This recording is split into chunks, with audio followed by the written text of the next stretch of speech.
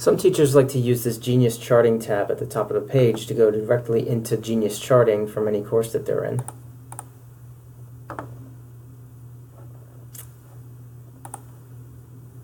This Genius Charting tab can actually be duplicated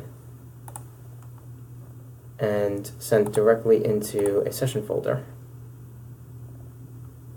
That way, after you've put all your coursework into the session folder, you can reduce some clicks or maybe even a little bit of time by going directly into the Genius Charting from even the session folder. You can also copy it to your library if you want, and that way you can easily move it into your other sessions when you're getting those sessions ready as well. And when you do that, it doesn't matter where you're dragging it to, like which course you're dragging it to, because it always links up to that particular course. Like let's say you copied it into your library from a history course.